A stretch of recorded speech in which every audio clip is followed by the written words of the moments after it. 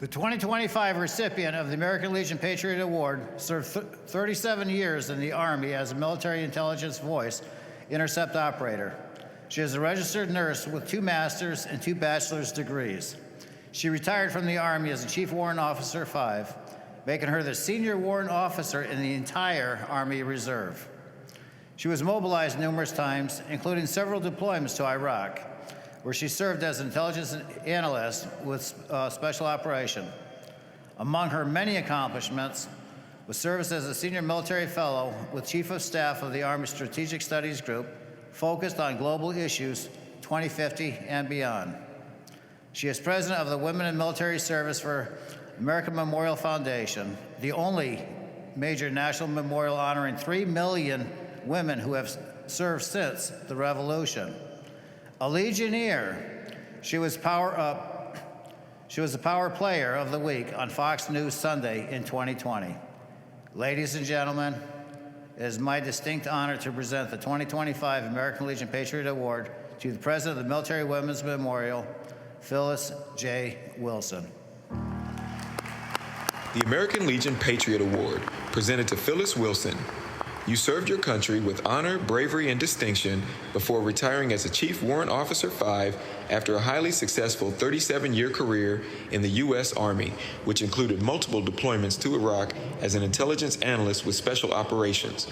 As president of the Women in Military Service for America Foundation, you have been a tireless advocate for your sisters in arms, as well as previous and current generations of female veterans. As a registered nurse with 2 master's degrees, 2 Bachelor of Science degrees, and a Duke University nonprofit management certificate, your record of accomplishment serves as a role model for the current generation. A life member of USS Jacob Jones American Legion Post 2 in Washington, D.C., you bring the additional perspective of a Blue Star mother who has had 4 of 8 children deployed to combat zones. In addition to receiving this esteemed award and many other honors, you were inducted into the Army Women's Foundation Hall of Fame and the U.S. Veterans Hall of Fame. On behalf of the more than 2 million members of the American Legion family, thank you for your patriotism and service to America. Presented this 26th day of August, 2025 at the 106th National Convention. Wow. Wow. I am humbled. As a Legionnaire myself, as a family of patriots, to receive a Patriot Award amongst a room of patriots is very special.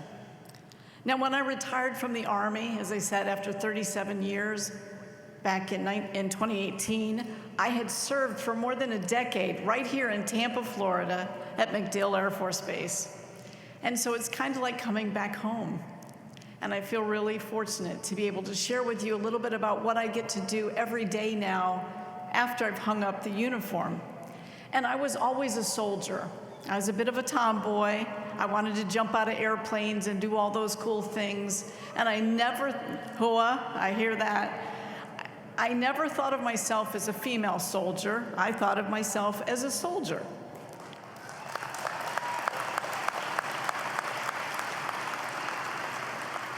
So in 2019, when they were doing a national search for the next president of the Military Women's Memorial at Arlington National Cemetery, I truly wasn't interested because I didn't get it. I didn't understand the incredible difference in our timeline when we were legally allowed to serve.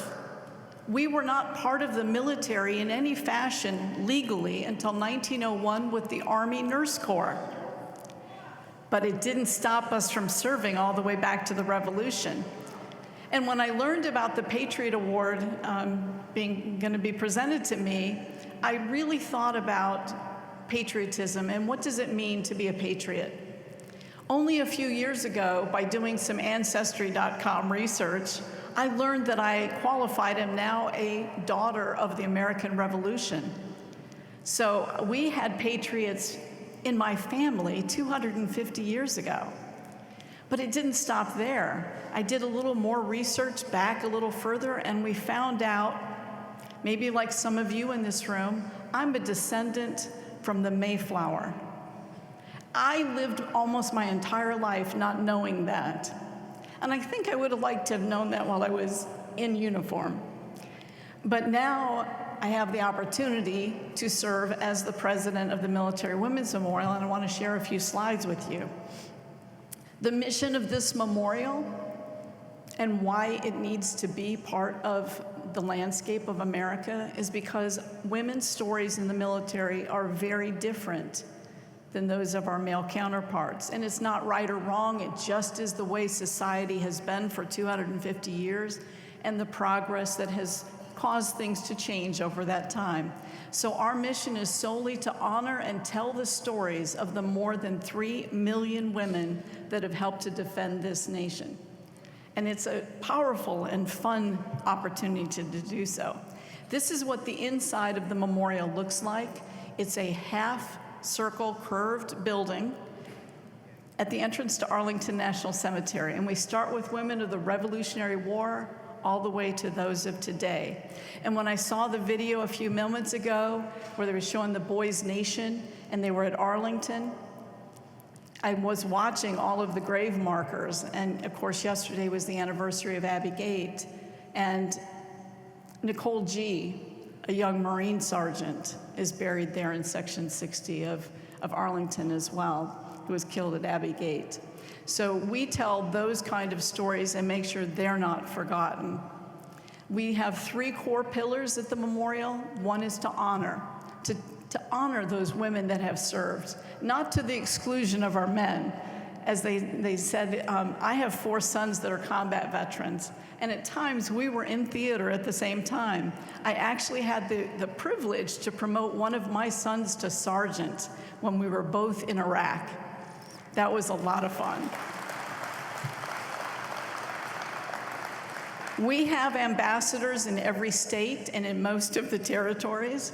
They are women veterans that understand the mission and purpose of the memorial, that are more than willing to come to your posts and give information opportunities and educate not only the Legionnaires and the auxiliary and the riders and the sons, but the communities in their local areas about that civics of what service means. And lastly is the remember. We never want to forget those that have come before us, how we get to tell those stories. And one of those stories is here. A World War I Navy yeomanette that actually talked to Josephus Daniels, who was the Secretary of the Navy during World War I. At the time, no women were serving in the Navy, but Ms. Winters was able to explain to him the value of bringing women into the Navy and into the Marine Corps. In his journal, the Secretary of the Navy actually wrote about that meeting with Yeomanette Winters, who was not yet a yeomanette. But in less than 6 months, he had brought it into reality, and over 10,000 young women signed up, including Ms. Winters. She died at the age of 109. She was the oldest, at the time of her death, she was the oldest World War I woman veteran at 109. She was born in 1897. She died in 2007, but before her birthday that would have turned her 110.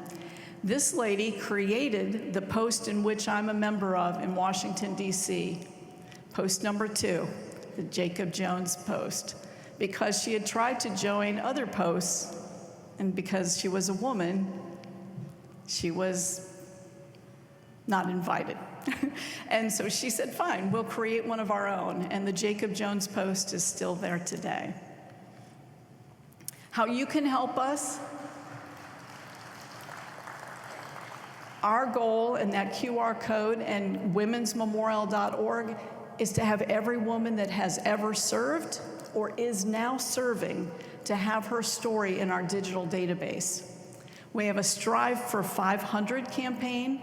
We're asking every state and territory to register a minimum of 500 new stories into that digital database every year. Most states are getting close. Some have far surpassed it. Shout out to Texas. Texas is in first place this year with about 1,200 new stories brought in already this year. This is another one of these stories, Dorothy Fahey. She served in World War II.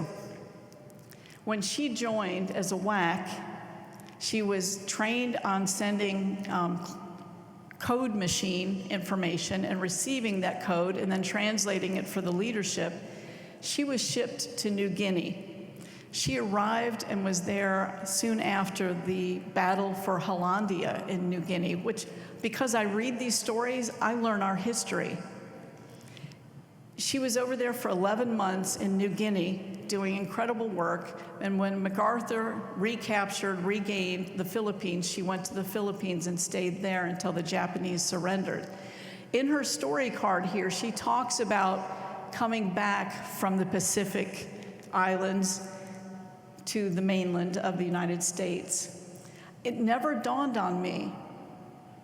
Every ship, commercial, military, anything that was seaworthy was pressed into service to get our men and women that were in the Pacific Islands back to the United States. So when I first started reading it, she got on a cruise ship. Well, how nice must that be?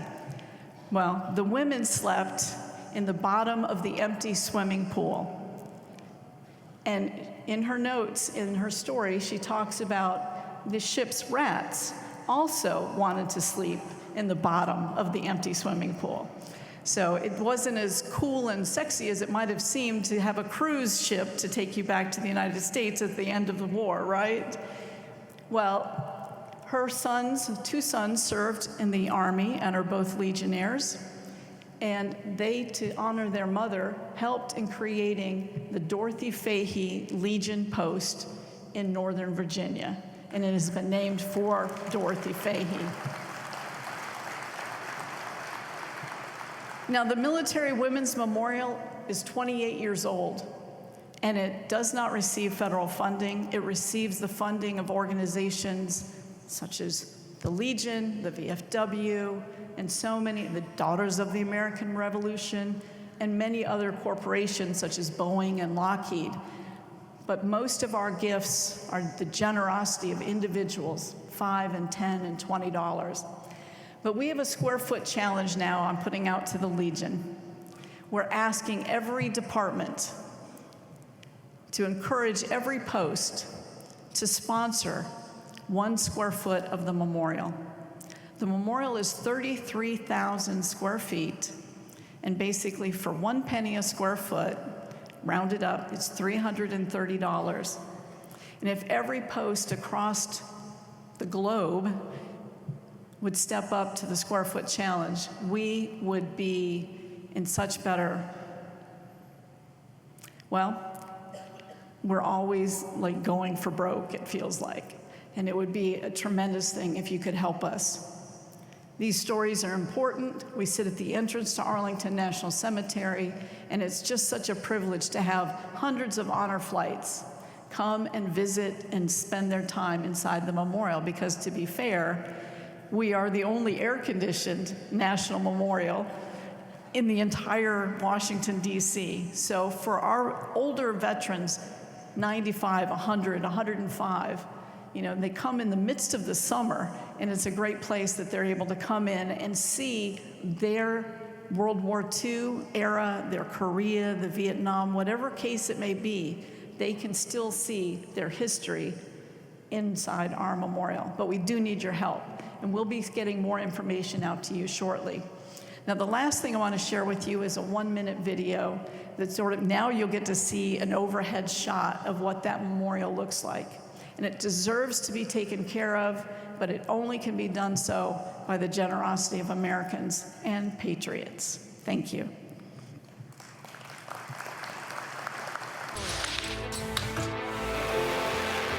From America's beginning, women have answered the call to serve. Our stories of triumph and sacrifice are vital to our country's history. We serve in every branch of the military, at every level, as warriors, innovators, and leaders. The Military Women's Memorial is the only national memorial dedicated to the lives of American servicewomen. For more than 20 years, our world-class education center has brought the nation together to honor their courage, determination, and love of country. The Military Women's Memorial will bring these stories to life for a new generation. Help us honor her service.